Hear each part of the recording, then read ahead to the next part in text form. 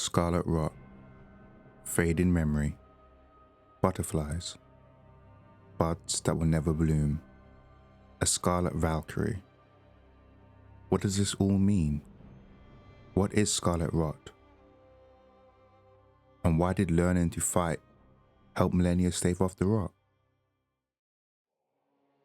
But before we go any further, I would like to thank you for helping me hit over 100 subscribers and for all of the comments. I enjoy reading and responding to them all, so please keep them coming.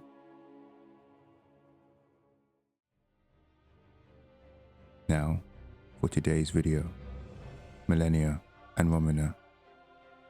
What does scarlet rot mean to them?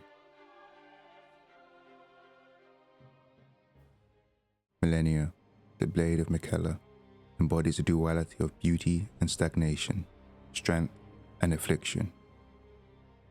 Born into the accursed scarlet rot, Millennia's life has been defined by her constant battle against its consuming force.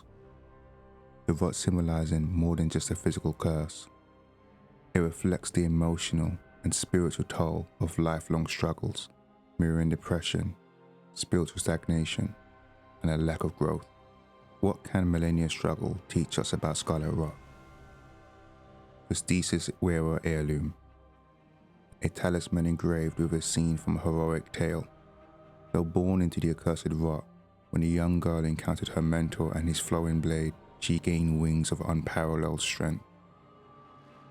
Through her graceful, flowing movements, Millennia transforms its destructive force into something beautiful, showcasing her resilience and refusal to be overtaken. Millennia's mentor instilled in her the importance of movement as a way to maintain spiritual strength. More than just movement, it is a martial art, a dance, a waterfowl dance. Waterfowl dance. Perform a series of one-handed leaps in the manner of a waterfowl to unleash a swift yet graceful slashing combo. Millennia's combat style, epitomizing the waterfowl dance, parallels the traditions of spiritual practitioners in the Land of Shadows, such as the Dancers of Ranar, the Dryleaf sect, and the Lion Dancers. These groups use dance and martial arts to elevate their spiritual connection. The remembrance of the Dancing Lion and the lore surrounding the Divine Beast warriors illustrate this point beautifully. When the Impaler's army assailed the tower, the ritual of the Lion Dance was turned toward martial ends, its divinity, its fury, its light-footed beauty. When you put the remembrance of the Lion Dancer with the enraged Divine Beast talisman, a charm depicting the crazed cavorting dance of the Divine Beast conducted at the Tower Festival raises potency of storms.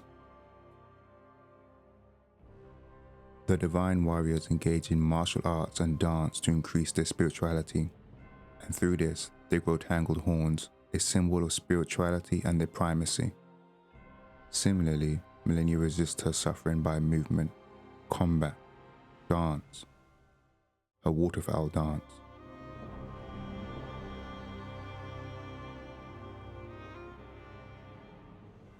As a means to transcend spiritual stagnation and resist the rot. Interestingly, Plato explicitly ties spirit and spirituality to warriors. Here is an excerpt from The Spirited Part of the Soul in Plato's Timaeus by Josh Wilburn. And a part of the mortal soul that shares in courage and spirited anger, the victory-loving part. This describes the soul of a warrior being led by spirit. In contrast to Millennia's resilience, Romina's story is one of surrender to the loss of spirituality and depression. When her church burned down, it marked not just the loss of her physical sanctuary, but also the collapse of her spiritual foundation.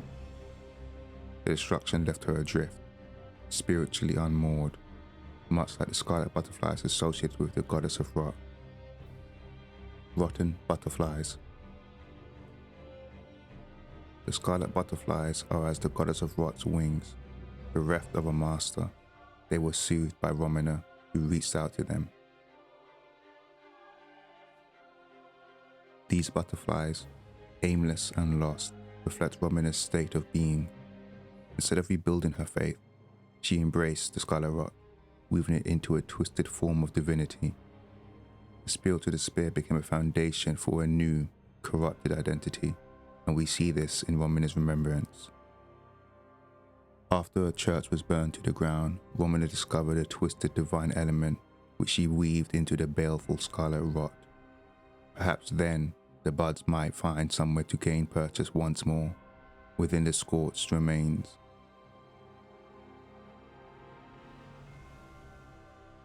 While millennia resists the Scarlet Rot, Romina succumbs to it, weaving it into her identity. She has accepted the rot, depression, her loss of spirituality, and because of this, she will never bloom. Scarlet Bud, a large, rotten bud that will never come into bloom. There was a time when these buds were not touched by the Scarlet Rot's blight, or when they were the symbol of a small church deep in the ancient ruins of Ra. The Scarlet Bud is described as never coming into bloom, which contrasts with the ancestral followers' budding horns. We can see this with the stalwart horn charm, an accoutrement worn by the ancestral followers said to be a budding horn. The ancestral followers believe that the horns of long-lived beasts continue to bud like antlers over and over again, until the beast one day becomes an ancestral spirit. The ancestral followers are spiritual seekers who aspire to embody the natural cycles of growth and renewal. By seeking spirits, they hope to bud horns that will continuously sprout and grow, much like the tangled horns of the hornscent. Just as the hornscent incorporate dancing into their spiritual practices, so too do the ancestral followers. This further reinforces the connection between dancing and spirituality. Through this flowing, rhythmic, and spiritual expression, they nurture their growth, allowing new horns to sprout, and for some, buds will bloom. I believe the ancestral followers' spiritual practices is what allows them not to succumb to the Scarlet Rot, and allows this ancestral follower to freely wander in the lake of rot. Once the bud stood as a symbol of Romina's church, a beacon of spirituality and hope, untarnished by stagnation. But now, marred by the Scarlet Rot, it mirrors her soul, withered and resigned. No longer does it hold the promise of bloom, for in surrendering to spiritual loss, Romina has forsaken her own potential to flourish and bloom.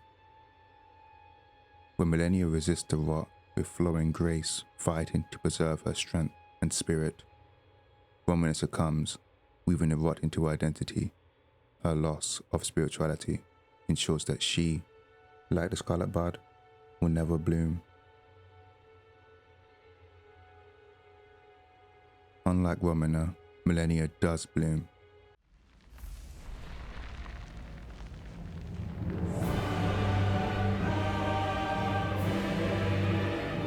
Technique of millennia, the goddess of rot, creates a gigantic flower that blooms into an explosion of scarlet rot. Each time the scarlet flower blooms, millennia's rot advances. It has bloomed twice already. With the third bloom, she will become a true goddess. Movement, be it through combat, dance, or ritual, is shown as a key to maintaining spirituality, offering a way to overcome stagnation and cultivate growth, to bloom. Yet, as those who battle depression understand all too well, the rot will inevitably return. Those afflicted are drawn into a cycle of stagnation and growth. The cycle of decay and rebirth. While millennia uses combat and movement to resist the scarlet rot, she still needed the help of Miquella's unalloyed needle.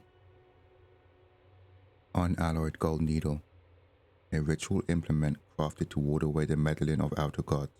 It is thought capable of forestalling the incurable rotting sickness. The 1.0 Japanese item description for Miquella's needle says, one of the solid gold needles spun by Michaela. If you are receiving a crazy fire, calm it down. If you don't want a crazy fire king at the end, you should pierce this needle into your eyes. Despite it no longer being said, we are still presented with the same idea that needles in the eyes are used to focus the mind. The needle going into the eye relates to the philosophical phrase, the eye of the needle, which serves as a metaphor for precision, transformation, and presence of mind. In this context, piercing a needle into one's eyes becomes a symbolic gesture of intense focus and purification, a way of shedding distractions and aligning oneself with clarity and intention. This makes it clear that while both Frenzy and Scarlet Rot are manifestations of outer god magic, they also represent negative states of mind that require focused attention to overcome. There is something I must return to Melania. The will that was once her own. The dignity. The sense of self that allowed her to resist the call of the Scarlet Rot. The pride she abandoned to meet Radahn's measure. Millicent is talking about the unalloyed gold needle, and with this needle, Melania will to find her sense of self again. Rot, like depression, causes memory to fade. But the rotting sickness erodes one's memory. And so, the unalloyed gold needle, which represents presence of mind, focus and intent, is used by those afflicted with rot to find their sense of self again. Melania and Romina represent two approaches to the Scarlet Rot, a metaphor for depression and spiritual stagnation. Melania resists, channeling her struggles into combat and movement as spiritual practices. Each battle and bloom reflect her resilience, even as the rot advances. Romina, by contrast, succumbs to despair, weaving her faith into the rot and finding solace in its corruption. Both paths lead to transformation, but they reflect different aspects of the human experience with depression and spiritual stagnation. Melania's journey is one of relentless strength, not just as a warrior, but as someone who has fought against the consuming force of rot since birth. Her declaration, "I have never known defeat," extends beyond the battlefield.